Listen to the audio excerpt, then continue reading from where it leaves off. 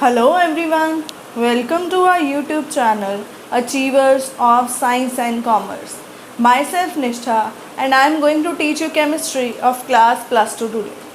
So in the previous lecture of class plus 2 we have started the chapter coordination compounds. So we have done various terms, various definitions related to that chapter. Now we are going to start with the new topic, that is Werner's coordination theory. So the next topic of our chapter is Werner's coordination theory.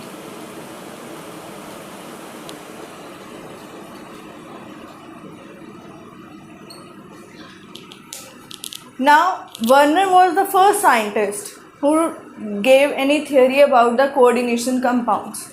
उसने क्या बोला? He said that the coordination compounds are having two type of valencies. So he gave various postulates.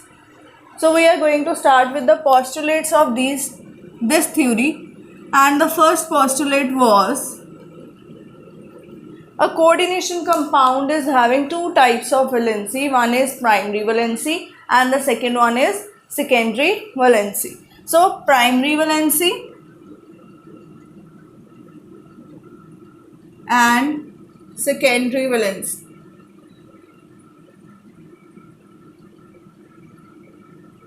First postulate he gave that the coordination compound is having two types of valency, and this primary valency is ionizable, but the secondary valency is non-ionizable. It cannot be ionized. Clear? So first postulate was this. Now the second postulate was that the primary valency represents the oxidation number of that element and the secondary valency represents the coordination number of that element. So primary valency represents the oxidation number of that metal which we have taken, and secondary valency represents the coordination number of that metal. अब देखो तो oxidation number क्या होता है? Oxidation number means the charge on that element when all the other atoms और group of atoms are removed.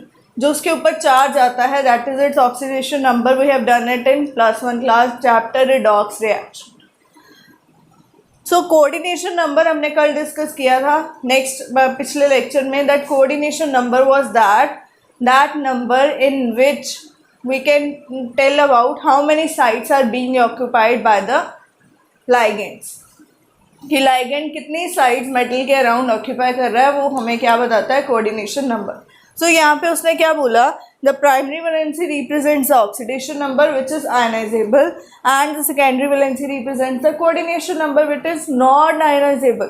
अब देखो ionisable non ionisable का क्या मतलब है? हमने कल एक एग्जाम्पल की थी दैट इज Fe(CN6). ये एग्जाम्पल की थी. इसमें जो ये बाहर वाली चीज़ है ये किस लिए है? प्राइमरी वैलेंसी को सेटिस्फाई करने के लिए. So it is ionizable. ये आयन्स बन सकते हैं इसके अलग से, बट जो अंदर वाले हैं ये it will remain like this. So इसके आयन्स नहीं बनेंगे. So it is non ionizable. Why? Because it is representing secondary valency, that is the coordination number, but this is ionizable because it is representing primary valency, that is oxidation number. So ये दो points आए थे. Now the third point was the coordination number of any element is always fixed. मतलब अगर suppose cobalt की case consider कर रहे हैं, उसका कोऑर्डिनेशन नंबर 6 है तो उसका कोऑर्डिनेशन नंबर 6 ही रहेगा. ठीक है, हर एक कंपाउंड में उसका कोऑर्डिनेशन नंबर 6 ही होना चाहिए because the coordination number is always fixed. So third point is clear, the coordination number is always fixed. Now what is the fourth point? Now fourth point was that an element try to satisfy. वो क्या करता है? Satisfy करने की कोशिश करता है कि मेरी प्राइमरी वैलेंसी और सेकेंडरी वैलेंसी दोनों सेटिस्फाई हो जाए. वो यही कोशिश करता है मेरी प्राइमरी और सेकेंडरी दोनों वैलेंसीज को सेटिस्फाई कर सके. इसका क्या मतलब, देखो इसी केस में हम बात कर लेते हैं। अगर यहाँ पे 4K पॉजिटिव आया, इसके कारण इसके ऊपर 4 नेगेटिव आ गया, तो आयरन के ऊपर क्या चार्ज है, लेट अस से x प्लस 6 इंटू साइनाइड पे -1 is equal to -4 plus 6x is equal to +2। तो यही होती है ना आयरन की ऑक्सीडेशन स्टेबल, Fe2 पॉजिटिव और Fe3 पॉजिटिव। तो मतलब वो अपना चार्ज उसी तरह से बैलेंस करने की कोशिश करेगा जिसके कारण उसकी प्राइमरी वैलेंसी और उसकी सेकेंडरी वैलेंसी दोनों सेटिस्फाई हो सके। Now the last point of this is the primary valency is non directional. यहाँ पे जस्ट एक चार्ज है, it is not representing the direction, किस डायरेक्शन में है चार्ज, बट जो सेकेंडरी वैलेंसी है that represents the direction. How it will represent, we will start with that. So secondary valency is directional in nature and the primary valency is non-directional in nature. अब directional कैसे है secondary valency, we will discuss that. Now for example एक metal है, उसके around 4 ligands लगे हैं, तो we will say it is having square planar arrangement. If any metal is occupied with the 5 ligands, we will say it as trigonal, bipyramidal. If a metal is occupied by 6 ligands, we will call it as octahedral. So means that secondary valency means the number of ligands will decide that what is the spatial orientation of that structure or that molecule. इस molecule के space में structure कैसा है उसका, ठीक है, कैसी उसकी ओरिएंटेशन है स्पेस में, वो डायरेक्शन किस तरह से है उसकी। So it is directional, clear. So it is representing the geometry of that molecule, so that is why we will say that secondary valency is directional in nature, clear. So these were the postulates of Werner's coordination theory. अब देखो postulates देने के बाद he gave an experimental evidence also, कि जो मैंने ये points दिए वो एक्सपेरिमेंटली प्रूव हो सकते हैं कि नहीं हो सकते, ठीक है। फॉर दैट उसने क्या किया, एक एग्जाम्पल लेके उसको कंसिडर करके चेक किया कि मेरे ये सारे के सारे पॉइंट्स इस एग्जाम्पल के ऊपर बैठ सकते हैं या नहीं, ठीक है। So we will discuss that evidence now. So first of all he considered this example cobalt NH36 and Cl3. He has taken this structure, ठीक है। सो इसका स्ट्रक्चर कैसा आएगा कि कोबाल्ट है, कोबाल्ट के अराउंड 6 अमोनिया लगे हैं और जो 3 Cl है वो प्राइमरी वैलेंसी को सेटिस्फाई कर रहे हैं। इट मीन्स वो नहीं हमें पता कहाँ पे, मे बी यहाँ पे हैं, बट ये जो हैं these are non directional. So ये क्या रिप्रेजेंट कर रहे हैं, ammonia. Solid lines are representing ammonia and the dash lines are representing chlorides. So ये है, ठीक है। अब उसने इसको प्रूव करने के लिए कि जो प्राइमरी वैलेंसी है इट इज़ आयनाइजेबल, इसको प्रूव करने के लिए व्हाट ही डिड, उसने इसको सिल्वर नाइट्रेट के साथ रिएक्ट कराया। व्हाट हैपन्स, ये जो 3 क्लोराइड्स थे यहाँ पे 3 AgCl के प्रेसिपिटेट्स बन गए। इसका मतलब 3 क्लोराइड ने प्रेसिपिटेट बनाए तो तीनों क्लोराइड आयनाइज हो गए तो फिर बनाई ना।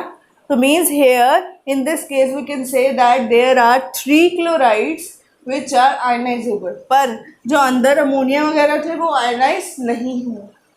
तो यहाँ से उसका ये पॉइंट क्लियर हो गया कि जो हमारी प्राइमरी वैलेंसी है that is only ionisable and the secondary valency is non ionisable, clear. इसी को देखते हुए उसने एक और एग्जांपल ली, उसमें उसने 5 अमोनिया लिए। अब 5 अमोनिया है, मैंने आपको बताया सेकेंड पॉइंट कि all the elements have fixed coordination number. तो अगर इसका कोऑर्डिनेशन नंबर 6 है तो इसका 6 ही रहना चाहिए ना। मतलब अमोनिया अगर 5 है तो 1 क्लोराइड बाहर से अंदर आना चाहिए ताकि उसकी जो सेकेंडरी वैलेंसी है वो हमेशा फिक्स रह सके। सो इस केस में क्या किया उसने कि कोबाल्ट 5 अमोनिया तो लगे ही हैं,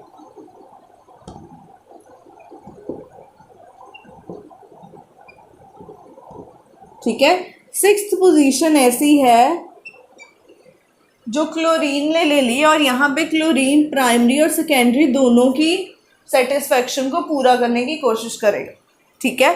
सो दोनों लाइंस क्या रिप्रेजेंट कर रही है? It is showing the primary valency, it is satisfying the secondary valency also. Clear? अब इस केस में अगर AgNO3 के साथ रिएक्शन कराएंगे तो उसने क्या ऑब्जर्व किया? 2 AgCl के प्रेसिपिटेट्स बने, मतलब 2 क्लोराइड के प्रेसिपिटेट बनने हैं जो बाहर हैं, क्योंकि एक क्लोराइड जो था वो किस में चला गया? सेकेंडरी वैलेंसी में, और सेकेंडरी वैलेंसी तो आयनाइज हो नहीं सकती, तो इसलिए जो बाहर के क्लोराइड्स हैं वही सिर्फ आयनाइज हुए।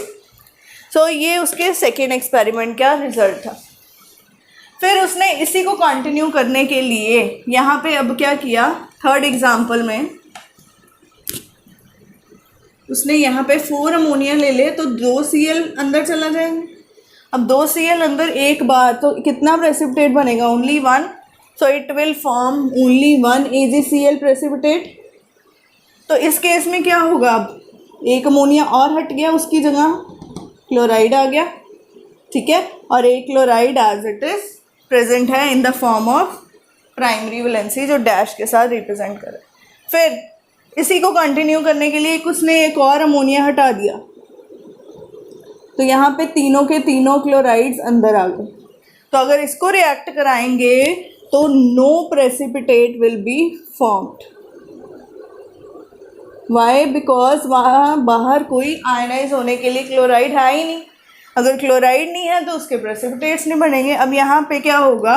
एक क्लोराइड दोनों की वैलेंसीज को सेटिस्फाई करेगा, प्राइमरी को भी और सेकेंडरी को। So this was the experimental evidence of Werner's coordination theory. So this was the topic of Werner's theory. Now the next topic of our today's lecture is IUPAC naming of these coordination compounds. कि अब इन coordination compounds की naming कैसे कर सकते हैं हम? Naming करने से पहले हमें कुछ लाइगेंड्स, उनके चार्जेस, उनके नेम्स के बारे में पता होना चाहिए, ठीक है। वो चीज़ के लिए आपकी बुक में टेबल दिया हुआ है, ठीक है। उसमें न्यूट्रल लाइगेंड्स कौन से हैं, नेगेटिव लाइगेंड्स कौन से हैं, पॉजिटिव लाइगेंड्स कौन से हैं, वो सारे दिए हुए हैं। सो वहाँ से उनके चार्जेस, उनके नेम्स, उनके सिंबल्स, ये तीनों चीज़ें लर्न करनी पड़ेगी। मैं कुछ एग्जांपल्स लिखवा देती हूँ, बाकी आप बुक में से कर सकते हो। जैसे सपोज अमोनिया है, ठीक है, इसके ऊपर कोई चार्ज नहीं होता, it is a neutral ligand. इसका नाम है अमाइन। वाटर, इसके ऊपर भी कोई चार्ज नहीं होता, एक्वा, कई एक्वा भी बोलते हैं, एक्वा भी बोलते हैं, दैट डिपेंड्स। CO, एक चीज़ कंफ्यूजन नहीं करनी, C small o is cobalt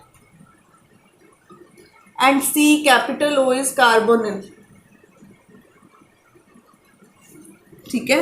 so C capital O here is carbonyl, ये भी क्या है? न्यूट्रल लाइगेंड है। इसी तरह से नेगेटिव लाइगेंड्स की कुछ एग्जांपल, CN नेगेटिव होता है, इसको हम बोलते हैं cyano. F negative, Br negative, I negative and Cl negative, ये सारे fluoro, bromo, iodo, chloro. Similarly NO2 negative, nitro. If ONO से हो तो हम बोलेंगे nitrito, up to so on, ठीक है। इसी तरह पॉजिटिव लाइगेंड्स जो होते हैं उसको हम एंड करते हैं IUM के साथ। पॉजिटिव लाइगेंड्स को हम किसके साथ एंड करते हैं? IUM के साथ। अब IUM के साथ जैसे NO पॉजिटिव है, ठीक है, NO2 पॉजिटिव है, ये सारे पॉजिटिव लाइगेंड्स में आएंगे। अब इनको हम nitronium, nitrosonium, up to so on इसी तरह से डिस्कस करेंगे। एक इसमें और यूज होता है OH negative, that is called hydroxo. So these are names and structures of some of the ligands. बाकी आपकी बुक में प्रॉपर टेबल दिया हुआ है, वहाँ से आप लर्न कर सकते हो. ठीक है. सो अब हम स्टार्ट करते हैं rules for the naming nomenclature, कि अब नेमिंग करनी कैसे है. What are the various rules for writing the IUPAC names of the coordination compounds. सो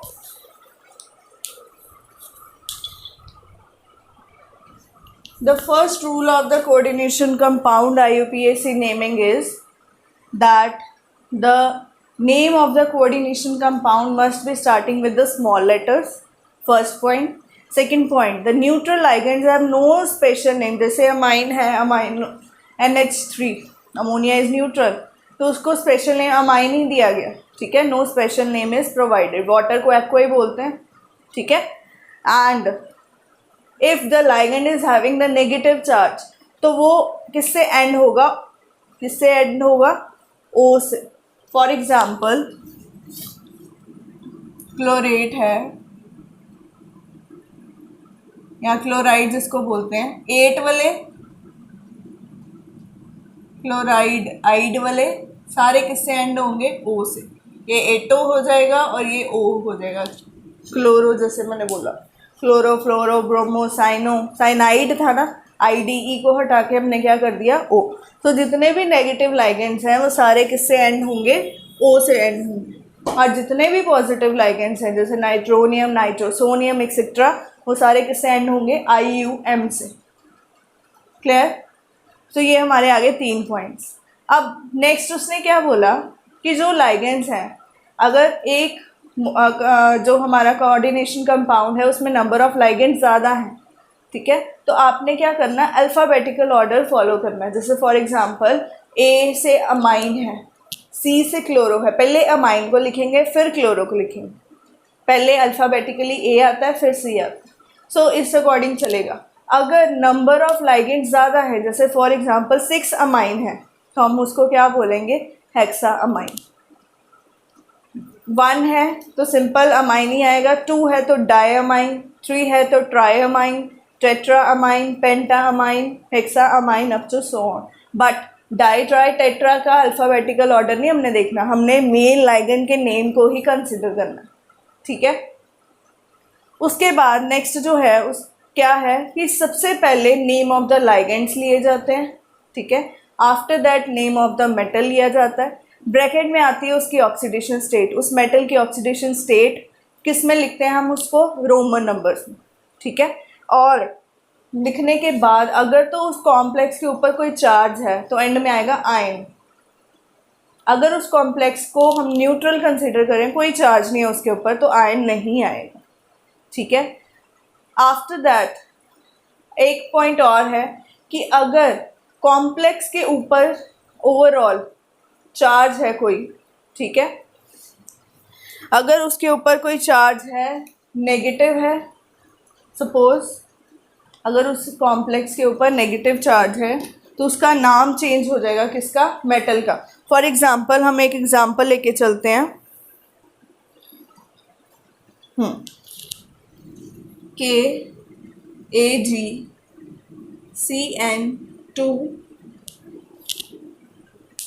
ये है. ठीक है. तो आप देख सकते हो इसके ऊपर K पॉजिटिव चार्ज है, तो इस कॉम्प्लेक्स के ऊपर क्या चार्ज होगा, नेगेटिव.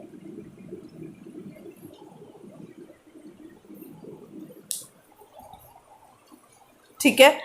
इस कॉम्प्लेक्स के ऊपर क्या चार्ज होगा, नेगेटिव चार्ज. अब ये नेगेटिवली चार्ज जो कॉम्प्लेक्स होते हैं, उन केसेस में हमने क्या करना होता है, मेटल के नेम के पीछे 8 लगाना पड़ता है. फॉर एग्जांपल यहाँ है silver.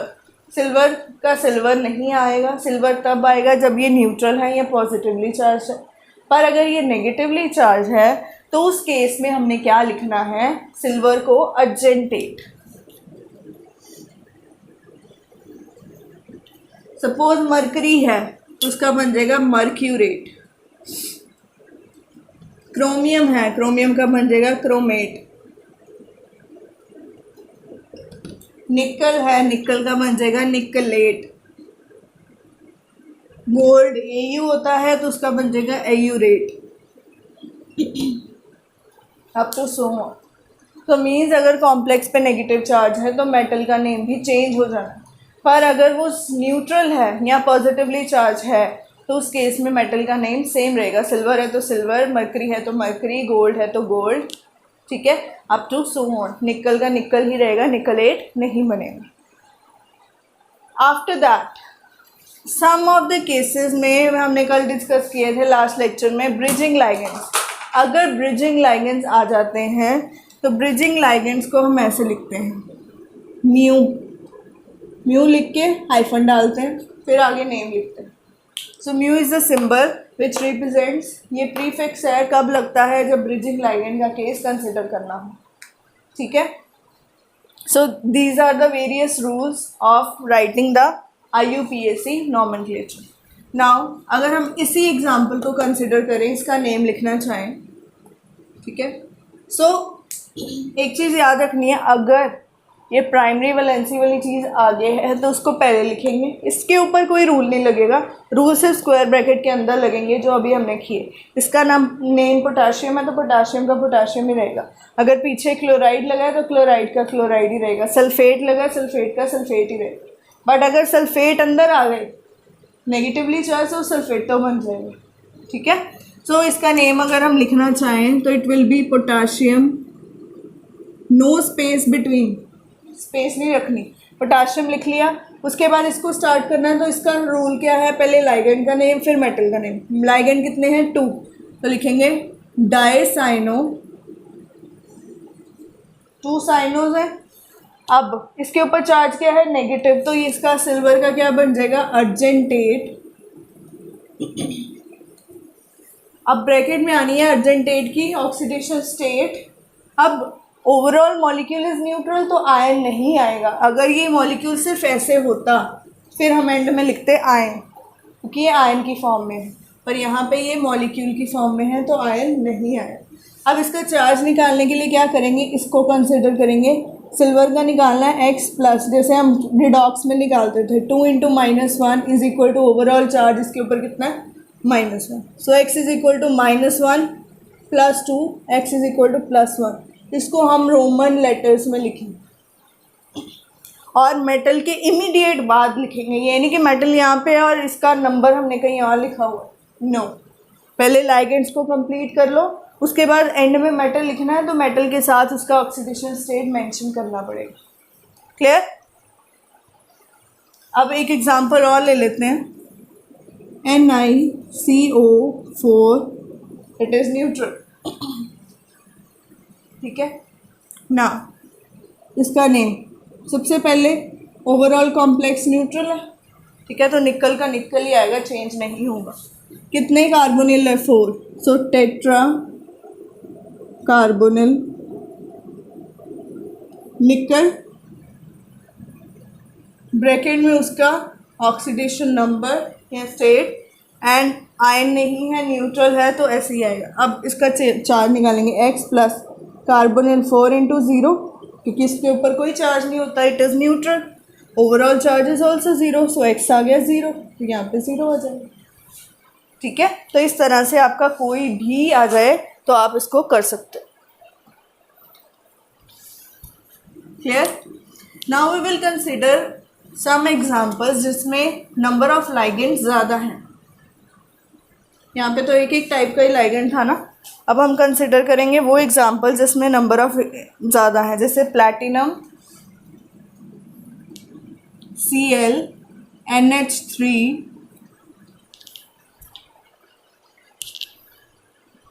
4 NO2 SO4। Suppose this is a complex, ठीक है। अब ये कॉम्प्लेक्स में मेटल हमारा प्लैटिनम है, ये सारे हमारे लाइगेंड्स हैं। अब सल्फेट एंड में है तो इसको एंड में ही लिखेंगे। सो पहले लाइगेंड्स को स्टार्ट करेंगे, दिस इज नाइट्रो, एन से हो रहा है तो नाइट्रो, ये है amine A, this is C, सबसे पहले क्या आएगा ए, सो हम लिखेंगे टेट्रा अमाइन, ए के बाद सी क्लोरो नाइट्रो, एक ही नाइट्रो है ना तो एक ही है, नाइट्रो, देन प्लैटिनम। अब चेक करेंगे इसके ऊपर चार्ज क्या है। इसके ऊपर 2 नेगेटिव है तो कॉम्प्लेक्स के ऊपर 2 पॉजिटिव, तो प्लैटिनम का प्लैटिनम ही रहेगा। प्लैटिनम ब्रैकेट में उसकी ऑक्सीडेशन स्टेट आएगी एंड एंड में आएगा सल्फेट। इसको सल्फेटो नहीं बनाना, क्यों? क्योंकि ये कॉम्प्लेक्स के बाहर है, इसके ऊपर कोई रूल नहीं लगेगा। अब इसका चार्ज निकालने के लिए X प्लस, Cl पे -1, 4 अमोनिया 0, नाइट्रो पे -1 इज इक्वल टू, इस पे 2 नेगेटिव तो ओवरऑल 2 पॉजिटिव होगा ना इसके ऊपर, तभी ओवरऑल चार्ज न्यूट्रल है। ठीक है, अब इसको x निकाल लो। x -1 plus 0 -1 is equal to +2, सो x इज इक्वल टू 2। ये कितने हैं? -2 उधर जाके +2, सो x के ऊपर चार्ज कितना आ गया? +4। So like this you can write the IUPAC nomenclature of any of the coordination compound that will be given to you. Clear? So ये हमारे आगे IUPAC nomenclature, बाकी की एग्जाम्पल्स आप बुक में से ट्राई कर सकते हो। ठीक है, सो today's lecture is up to this topic. Next is isomerism, that is a lengthier topic we will discuss in the next lecture. Till then, thank you so much for watching my video. Please do like it and share it with your friends. If you have not subscribed our channel yet, please do subscribe it. And if you have any question, any query related to the topic, you can send me in the comment box. I will reply. Thank you so much for watching. Bye-bye.